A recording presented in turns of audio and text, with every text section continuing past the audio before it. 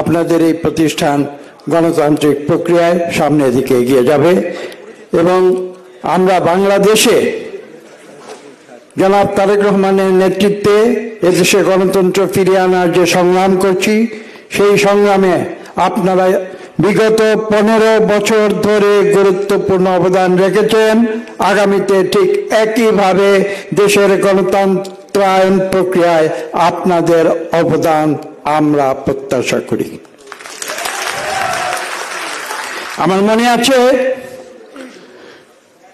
যখন রাজপথে প্রতিবাদ করা ছিল কঠিন, অনেকেই তখন প্রকাশ্যে স্বৈরাচারী সরকারের বিরোধিতা করতে পারেনি। তখন জনাব এই ফখরুল আলম সাহেব, ইঞ্জিনিয়ার ফখরুল সাহেব, আমার মনে আছে তিনি রাতের গভীরে টেলিফোন করেছেন, এখানে আসতে হবে আপনাকে, এখানে আমাদের প্রতিবাদ সভা। আজকে দেশবাসী তার সুফল পেয়েছে, কিন্তু আপনাদের মনে রাখতে হবে আমাদের সেই আন্দোলন কিন্তু সম্পূর্ণ হয়নি। আমরা একটি ধাপ অতিক্রম করেছি। স্বৈরাচারী আওয়ামী লীগ সরকার, তার যে নেত্রী ছিলেন তিনি কাপুরুষের মতো দেশ ছেড়ে পালিয়েছেন, এটা সত্য।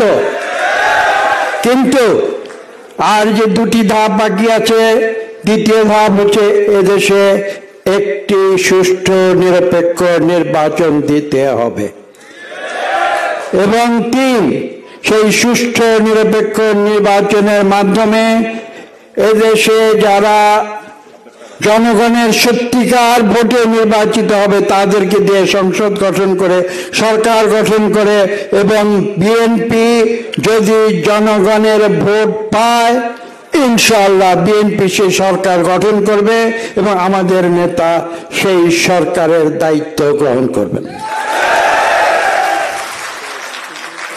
বক্তব্য দীর্ঘ করার কোনো সুযোগ নেই, আমি আরেকটি কথা বলে আমার বক্তব্য শেষ করব। আজকে আপনারা যারা এখানে এসেছেন টেক্সটাইল ইঞ্জিনিয়ার্স, আপনারা হচ্ছেন টেক্সটাইল ইঞ্জিনিয়ার। বাংলাদেশের অর্থনীতির মূল চালিকা শক্তি আজকে যা, সেটা হচ্ছে গার্মেন্টস ইন্ডাস্ট্রি।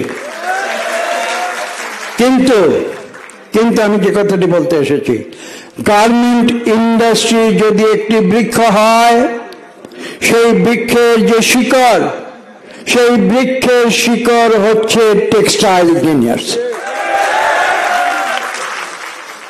একটি গাছ যেমন বেঁচে থাকতে পারে না যদি না সেই গাছের শিকড় শক্তিশালী থাকে, সেই গাছের শিকড় যদি মাটি থেকে রস নিতে পারে তাহলে যেমন সেই গাছ টিকে থাকতে পারে না। আমি আপনাদের উদ্দেশ্যে এই কথাটি বলতে চাই, আপনাদের যে গুরুদায়িত্ব টেক্সটাইল ইঞ্জিনিয়ার হিসাবে, আপনারা যদি সেই গুরুদায়িত্ব সঠিকভাবে পালন না করেন এবং সেই টেক্সটাইলের শিকড় যদি শক্তিশালী না হয়, বাংলাদেশের গার্মেন্ট ইন্ডাস্ট্রি টিকে থাকতে পারবে না। সেই কথা মনে রেখে দেশের অর্থনৈতিক উন্নয়নে আপনাদের যে অবদান, সে অবদান কথা মনে রেখে আগামীতে একই সঙ্গে একদিকে অর্থনীতির উন্নয়ন, অন্যদিকে এদেশের গণতন্ত্রায়ন, উভয় ক্ষেত্রে অতীতে আপনারা যেভাবে সংগ্রাম করেছেন ভবিষ্যতেও ঠিক একইভাবে প্রয়োজনে রাজপথে থেকে আপনারা বাংলাদেশকে বিশ্বের বুকে একটি সম্মানিত জাতি হিসেবে পুনঃপ্রতিষ্ঠা করবেন, যেমন একদিন করেছিলেন শহীদ প্রেসিডেন্ট জিয়া রহমান।